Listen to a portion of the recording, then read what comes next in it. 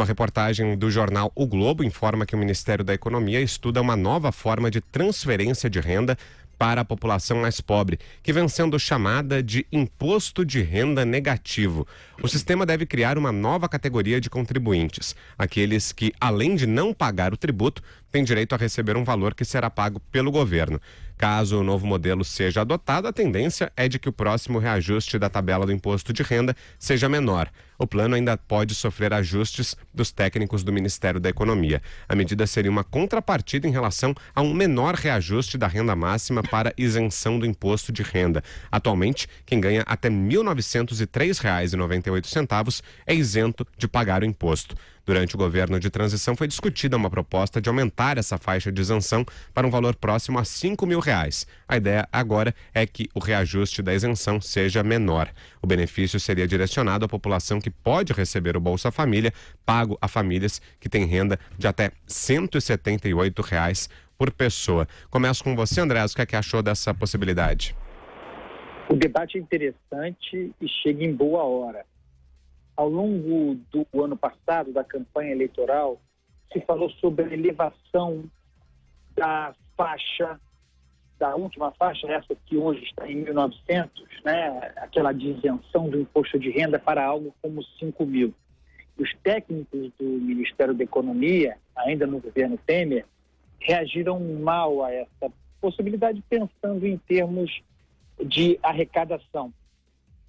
Então, agora você tem uma solução que, mais ou menos, a depender desse reajuste que está em debate, preservaria essa faixa aí na casa dos 2.000, dentro da qual ou até a qual haveria isenção fiscal, e criaria um mecanismo de, a palavra é essa, de remuneração para aqueles nessa faixa. É um debate interessante, isso existe em alguns lugares do mundo, é um debate liberal e importante. Então vamos ver como isso se materializa, porque, como você mesmo disse, Vitor, está em estudo, a discussão está aberta, não é algo simples, de alguma maneira romper uma cultura aqui entre nós, mas eu fico feliz do debate estar colocado e em alto nível, porque quem propõe é técnico qualificado. Então vamos ver para onde a gente vai, mas é algo interessante. Em tese, é algo interessante. Vamos ver como prospera e o que seriam esses ajustes, porque é o que está contido na discussão de que o governo ainda avalia como encaixar. Também não sei de que maneira o parlamento reagiria a essa hipótese. Enfim, é um debate público interessante, vamos acompanhá-lo. Concorda, Alexandre? É uma ideia interessante? Vamos lá. A gente aí está discutindo economia com solidariedade e assistência social, na minha visão.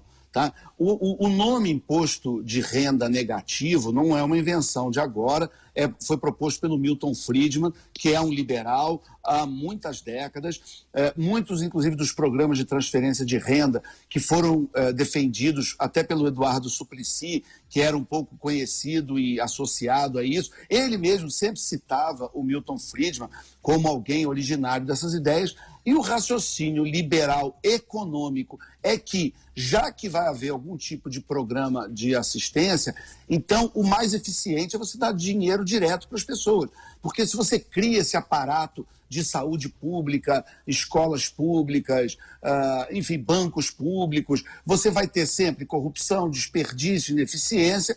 Então, já que uma parte dos impostos será transferida para uma parte da população, então ao menos que seja direto dinheiro na conta e sem intermediários. O problema é que sempre dá para desvirtuar. A gente vê, por exemplo, a quantidade de casos de fraudes em todos os tipos de benefício fornecidos pelo governo e o próprio Bolsa Família, que não só tem muitos casos de fraude, mas também tem o caso do uso dos cadastros dos beneficiários como uma certa chantagem para a eleição. É uma certa modernização do que era antigamente o chamado voto de cabresto, onde havia ali uma troca do benefício pelo voto. De qualquer jeito, a solução ideal, qual que é para um país? É o país ser próspero a ponto de uma parcela muito pequena da sua população não conseguir prover a própria renda. Então, é normal e natural que em qualquer país, 1, 2, 3% que seja da sua população economicamente ativa não consiga, por qualquer motivo, de doença, de despreparo, enfim, essa pessoa não consiga, ou até não tenha inserção no mercado de trabalho, ela não consiga gerar renda para a própria família. Então é natural, é solidário, é humano que haja algum tipo de rede de proteção social para que a pessoa tenha o mínimo para prover para a sua família. Agora, quando começa a se chegar a 5, 10, 20, 30, 50% da população de um determinado país recebendo algum tipo de dinheiro governamental, há algo de muito errado e disfuncional naquela sociedade. Então, eu não tenho problemas de que 1, 2, 3% da população tenha algum tipo de benefício direto, desde que comprovado e claro que aquelas pessoas, aquelas famílias não têm como prover para si, mas a meta sempre tem que ser de um país tão próspero e com pleno emprego, a ponto de que o menor número de pessoas possível que precise desse tipo de ajuda. E para você, Bruno, essa ideia do imposto de renda negativo? É uma ideia interessante, comparado ao modelo que nós temos hoje. Tem esse aspecto social que é fundamental num país com tantos problemas econômicos como o Brasil, mas é uma discussão que tem que ser feita de forma paralela a outra tão importante, que é: o Estado tem que parar de atrapalhar a iniciativa privada, o Estado tem que parar de atrapalhar as pessoas a prosperarem e enriquecerem. E isso a equipe econômica tem feito, ou seja, ao mesmo tempo que coloca em discussão o imposto de renda negativo, criou a MP da Liberdade Econômica e tem tomado uma série de decisões e criado projetos nesse sentido, de tornar o país mais livre, portanto, pelo nosso trabalho da sociedade, mais próspero, ao mesmo tempo se preocupando com essa parcela da população que precisa de ajuda. O Alexandre citou o Milton Friedman. Milton Friedman, economista americano, que ficou reconhecido como essa proposta como autor dessa proposta do imposto de renda negativo, mas essa é uma criação anterior, uma criação dos anos 40, de uma escritora e política britânica chamada Juliette Evangeline Lady Rhys Williams. Ela nasceu em 1898, morreu em 1964, era inicialmente uma política do Partido Liberal Britânico e depois se tornou uma política do Partido Conservador. Quer complementar, Alexandre?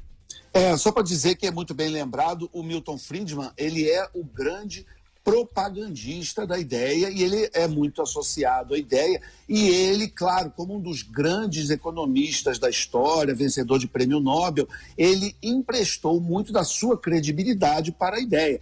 Mas um economista até que mora mais no coração dos liberais, como o Friedrich Hayek, o Hayek também defendia isso, para horror do amigo dele, do Ludwig von Mises, por exemplo, mas o Hayek era um dos que achava que, e também vencedor do Prêmio Nobel de Economia de 74, ele também achava que não tem porquê, numa sociedade próspera, que todos os cidadãos não tenham um mínimo de acesso à renda, educação, enfim, e o mínimo para poder sobreviver. O meu ponto que eu queria bater é que o Brasil é um país extremamente intervencionista e o governo não faz dinheiro. Então, toda vez que você ouve essa conversa de o governo vai dar isso, o governo vai liberar aquilo, nunca esqueça que o governo pegou esse dinheiro de você primeiro.